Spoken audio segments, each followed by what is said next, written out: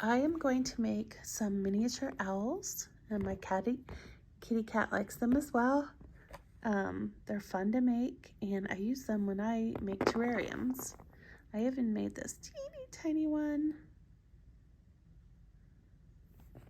I like them. They're just fun to make, and they're gonna get glazed and fired, and they'll look super cute. And my kitty is very naughty today. No, no, no, no, no, no. And no, baby kitty, no, no. No, no, no, no, no. And these are the tools I'm going to use, which she likes the tools as well. I just get them on Amazon. They're tools to make clay with. And this is just a little paintbrush. I'm not going to paint anything today, but I use the end of it. And I get my clay at this local place. It's a clay guild, and you can buy clay from them, and then you can pay to get things fired and glazed. So please excuse my hands. They're really a mess because I've been working with clay. Okay, so I'm going to attempt to show you how I do this, but it's hard to hold this camera. Okay. Okay, so here's my clay ball. I've got it kind of round. I'm going to kind of work it so it's a little bit of an oval, not a super big oval. I want it in between a circle and an oval, to tell you the truth. So I'm just working it. Now this isn't very dark clay. I forgot what this is called, but it's a little bit lighter of a clay because I feel like the glaze shows up better when it's like that. So this is a little bit more of an oval shape. I have this wet cloth. It's got a lot of water on it. So I just like to, when I handle it too much, I kind of like to put that on there, and I can smooth off my fingerprints and things like that, and cracks.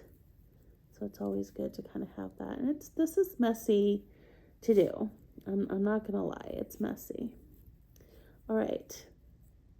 So there's my ball of clay. Now I'm going to take this tool, and I'm going to go ahead and, ooh, I can kind of see the owl's face here. I don't know if you can, but I can kind of see it. So I'm going to take this round tool and just push it in. Push that in there. It can be hard to get it out. That's one eye socket. And then push the other one in for the other eye socket. It looks more like a ghost right now, but then we're gonna just put it back in there and kind of raise it up. Gonna raise it up when I do that. Raise it up a little bit.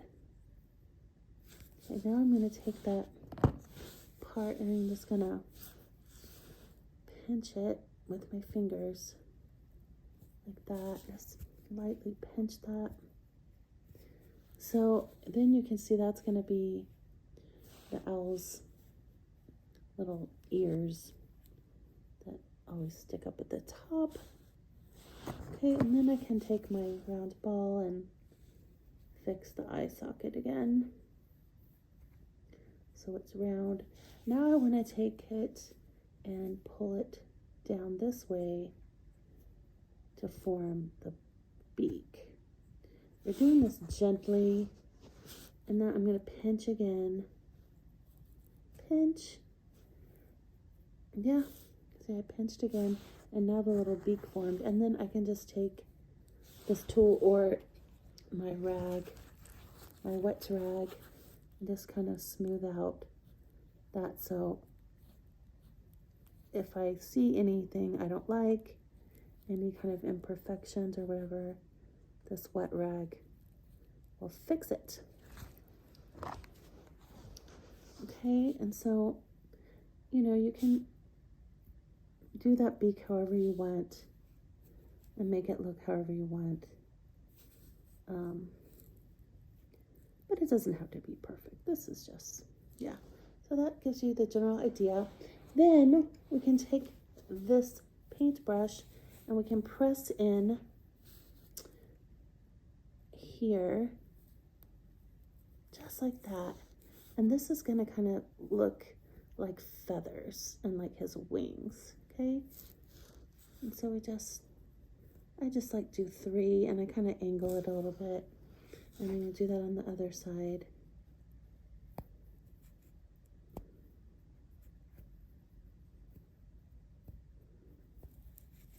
And then that's kind of like the owl's wings.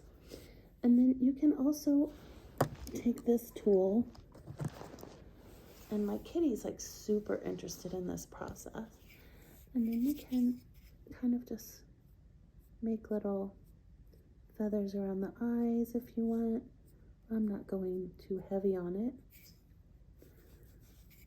And if you don't like how the eye sockets are, just take your tool and rub it in there and move it around till you get the eye socket the way you want. Uh-oh, somebody's trying to grab an owl.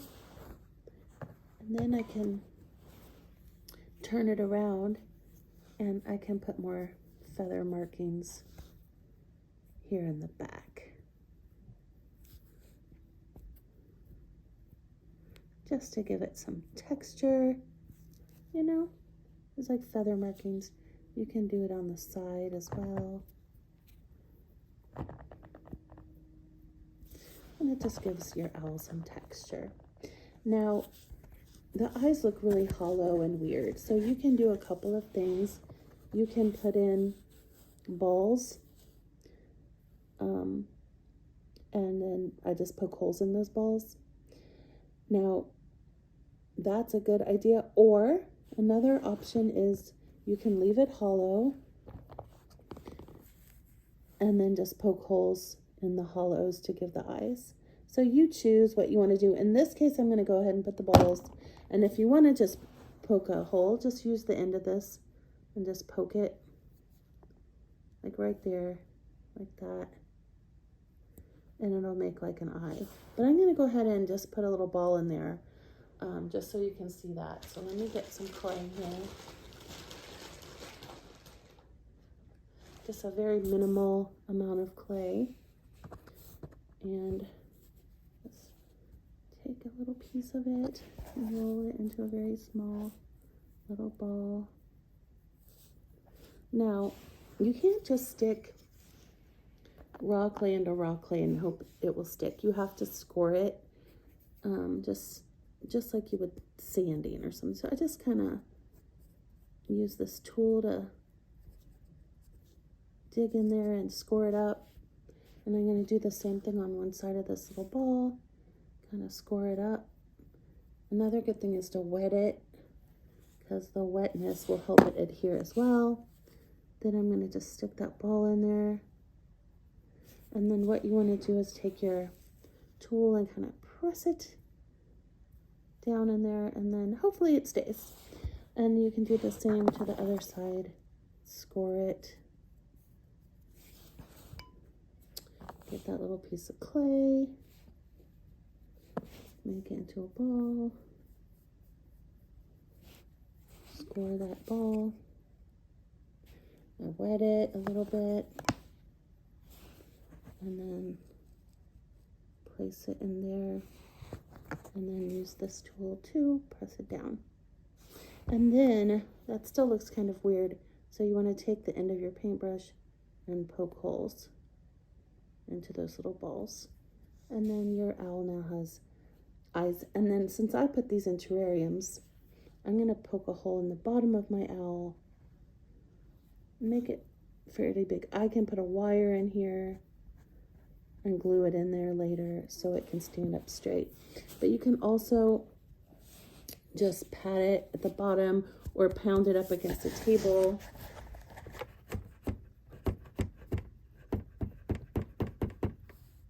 And that'll make it flat on the bottom so your little owl can stand up. I hope you enjoyed my video.